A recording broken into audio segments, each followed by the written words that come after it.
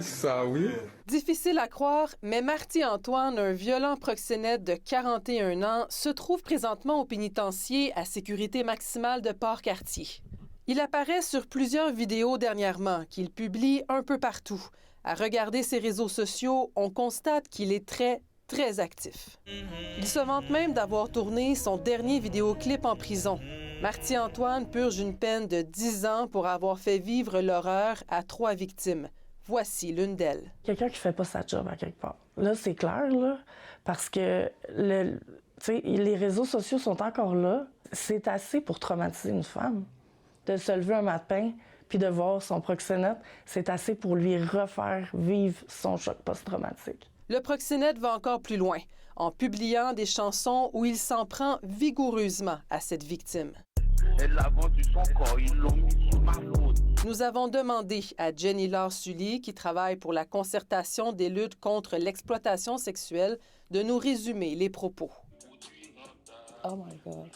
Encore une fois, il blâme sa victime. Il a été condamné à tort. Est-ce qu'il est vulgaire dans ses paroles? Oui, il est vulgaire. Et du rap sexiste. C'est clair qu'il n'y a aucun remords, aucune remise en question. Il y a comme une volonté de continuer à faire du tort à la victime. Moi, ça me dit qu'il peut faire ce qu'il veut en dedans, puis que nous, les autres victimes, on a une sentence à vie, puis la nôtre est réelle.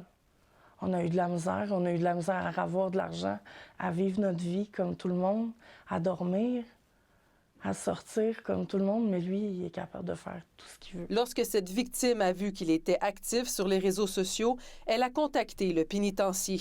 La veille de notre entrevue, le Service correctionnel du Canada l'aurait rappelé pour lui dire qu'un cellulaire avait été confisqué dans sa cellule. Mais le soir même, 3 nouvelles chansons ont été publiées sur son compte TikTok. C'est encore une fois aberrant. Ça n'a même plus de sens, cette histoire-là. Je veux dire, il y a un gros problème de système. Là. Le système est tout à revoir.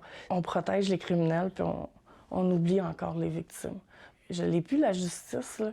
Je pense que ça envoie comme message que c'est pas pris au sérieux. Que vous, dans l'exercice de vos fonctions, vous entendez souvent des proxénètes incarcérés qui ont accès à des téléphones, qui publient sur des réseaux sociaux. Ce n'est pas un cas isolé. Ça, on l'entend de façon récurrente depuis des années. Est-ce que cette personne-là va vraiment pouvoir être réhabilitée et réintégrer la société?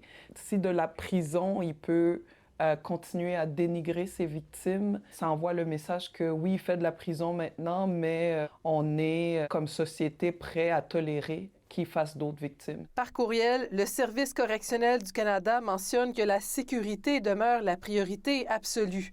Celui-ci affirme vouloir travailler avec les entreprises de médias sociaux pour identifier les contenus douteux publiés sur leur plateforme afin de mieux intervenir. Là, en ce moment, nous devons arrêter la vidéo parce que les gardiens vont passer bientôt. À Montréal, Marie-Michelle Lauzon pour Nouveau Info.